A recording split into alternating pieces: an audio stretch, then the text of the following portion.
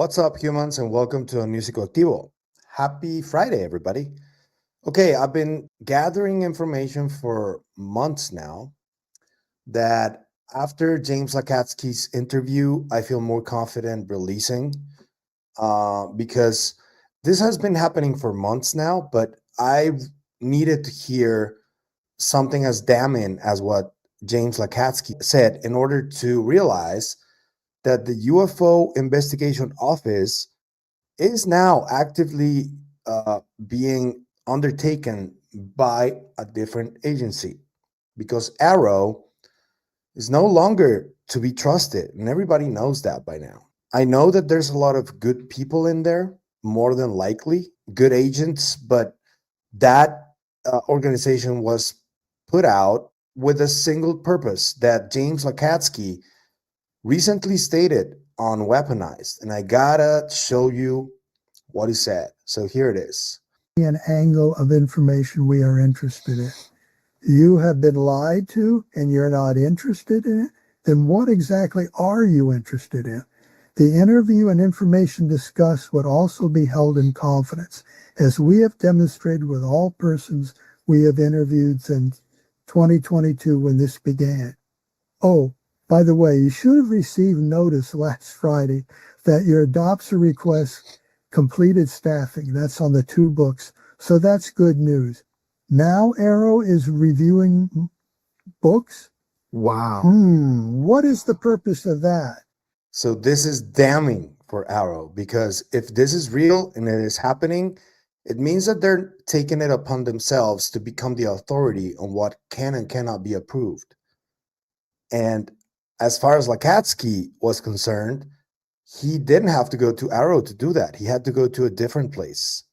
So this is really damning information. And I think one of the final nails in the AARO coffin, if you ask me, because there's already another major agency that was announced a little while ago that was taking the reins of the UFO investigation. And some of their agents even had sightings, and they were apparently followed by lights to their homes, which is really concerning. But this agency is the FBI, the Federal Bureau of Investigation. But let's continue with Lacatski here. Now, not correct. Assuming authority is not necessarily having it. 3 months later, I found out that the former deputy director of AARO was disparaging UAP Paranormal Connection, a clear violation of not disclosing activities confidentially discussed. Now, the interviewer at the time said, this is a leading question, DIA's unofficial paranormal ghost hunt program at Skinwalker Ranch, where they went rogue. Well, now what, if that's not a preconception, I don't know what is. The response from... And Lacatski also spelled it out for you in this clip from Joe Murgia, who clipped this little snippet that I'm going to show you guys. So here it is. I wouldn't say they're lying. I would say they're doing their job. And that's their job. Counterintelligence is a job. It's a position. Okay, so AARO is counterintelligence. Well, I don't want to say that either. You know, I just said it. They're all right, George, they I seem got to it. be performing that function, don't they? I wouldn't say they're... They do. And another really interesting aspect of this was stated by Dylan Borland back at the hearings from this clip that was posted by Dan Cleary, my good friend. And then finally, Mr. Borland, when you engaged with AARO in 2023, you noted that their public statements did not match the reality that you and others had witnessed. In your assessment, what were the key limitations of AARO? You know, I would put it to you this way. The statement AARO has made is scientific evidence of extraterrestrials. Scientific evidence requires a scientific control. Extraterrestrial is an entity on another planet. The only way to scientifically prove extraterrestrial is we have to go to that planet, acquire technology, bring it back, and compare it to what we have here. So you're saying they won't let anything out because, or they won't come forward unless they confirm that it unless they go to the planet and confirm where its origin is. That would be scientific evidence, yes. And by that statement, AARO found no scientific evidence of extraterrestrials is basically, I don't want to call it a psyop, but a misrepresentation, because we do have things. But making that statement is not technically a lie. It's a misrepresentation of the full truth. And yeah, Dylan spelled it out for you again. And this was like also damning, but not as damning as what Lacatski said, that they're trying to influence the Doppler process.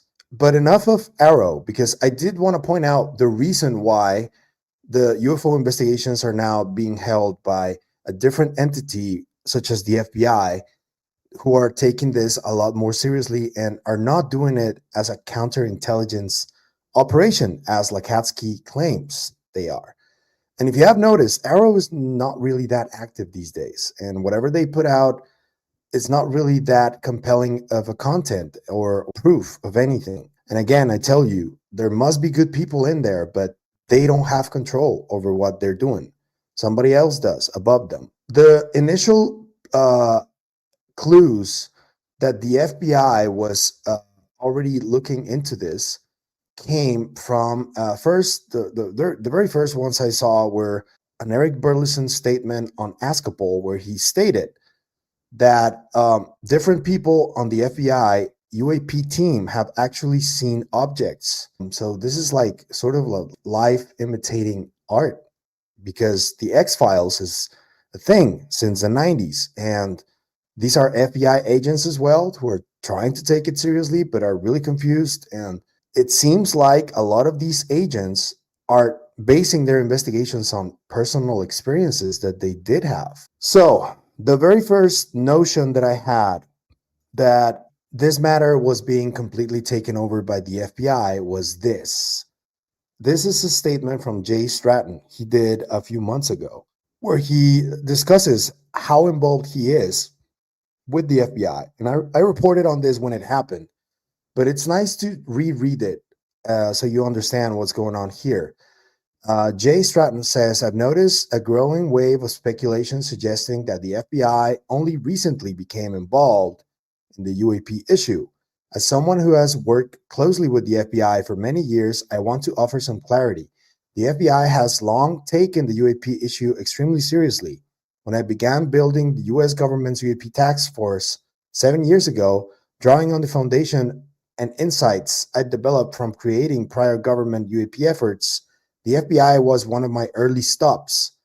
I had already developed strong relationships with the Bureau and knew they understood just how real and complex the situation is and all that is at stake.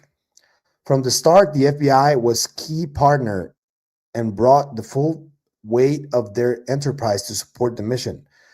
These are seasoned professionals, focused and serious about their responsibilities. They stood with me in classified briefings to Congress and across government, and they remain a trusted and valuable part of the broader effort today. I continue to work closely with the FBI on all matters related to UAP, and I am grateful for their commitment and our ongoing collaboration. They are truly silent heroes who choose to stay in the shadows and work tirelessly on the UAP issue in the best interest of the American people. And another clue that I got was when Robert Hastings, the author of UFOs and Nukes, appeared on Weaponized, and George Knapp asked him this question. Somebody else reacted, I guess, to the Wall Street Journal article and reached out to you, the FBI. Can you share some of those details with us? Actually, about a month ago, Bob Salas emailed me and said, I've been interviewed by an FBI agent out of the Phoenix office. His name is Adam Herndon, and he seems very interested in, what happened to me at Malmstrom in 67, and he wonders if he can talk to you. And I said, sure. So I talked to him on the phone about 10 days ago, 12 days ago. And just yesterday, as a matter of fact, I spoke with Adam and another FBI agent named Michael Herwig. And we talked for 2 hours. I'm surprised I made it for 2 hours, but they had lots of questions, and they seemed very intrigued by what I had to say. They asked, I don't know if you read your email yet today, George, but they were asking about the Russian documents that you brought back and so on. And so I'm also in touch with Jim Semivan, former high-level CIA, and Chris Mellon and Lou Elizondo. And all three of them, when I told them that the FBI was going to interview me, all three of them said, do it. We've talked to them. We think their heart's in the right place, and they're trying to get, legitimate information to give them, bring them up to speed as to what's been going on over the years. So it was a very good experience, and I trust these two individuals that they're sincere in their approach and their intentions. Okay. So now based on that, I do have new information, and this is the reason why I'm doing this video. I've been speaking to a number of people who have been involved in nuclear facilities in the past from the military who have had experiences. Some of them are part of that book from Robert Hastings. And I've noticed that very recently, due to the ongoing drone incursions around the world, not just in the US, and how these drones seem to be more prominent in sensitive military installations that harbor nuclear weapons. So that's a major concern right now for the FBI. And the reason they are reaching out to a lot of these people, trying to get more information and more data, they are like really, I sense, they seem really alarmed by what's going on with the drones. That's the sensation that I got based on the people that I've spoken to that have been talking to the FBI. Some FBI agents even reached out to people asking for help, like flat out help to understand what's going on with the drones. People you know about that are looking into this, specialists and former military and all that. And it's a really different approach to the one that AARO was doing, because from AARO, I even heard stories that they were trying to steer the narrative amongst researchers who immediately saw that what they were trying to do, and they just cut them off completely. But the FBI, no, they seem to be not only very interested, but sort of alarmed, because honestly, I don't think the US government is well aware or completely aware of some of this drone activity. They do know some of them what they are, and they won't say, but others, they don't seem to know, and they're really alarmed by the constant incursions. So that's the new information that I have. The FBI is approaching more people involved in the UFO topic to try and get some help or assistance or insights on how to handle the drone situation, the ones that they cannot explain. And it is refreshing, and it's kind of funny that now we do have, or seem to have, a three-letter agency that is trying to investigate this from an honest standpoint. I guess some of these agents having these experiences was one of the main reasons, I guess. It's a good guess, I would say. But let me know what you think in the comments about the FBI seemingly taking full control of proper UFO investigations after AARO's spectacular failure, because they have failed spectacularly. And what Dr. Lacatski accuses them of is really serious, though.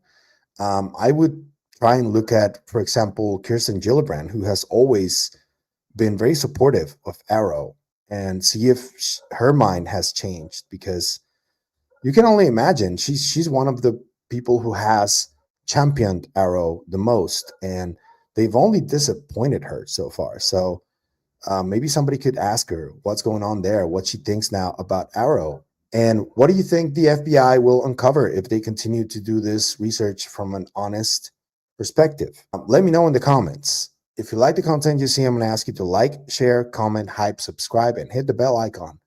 That's all you need to do in order to help us, and it is what helps us the most, so thank you.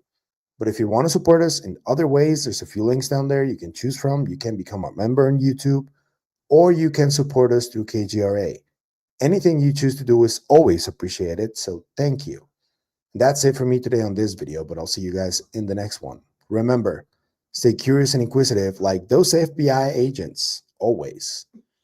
Bye.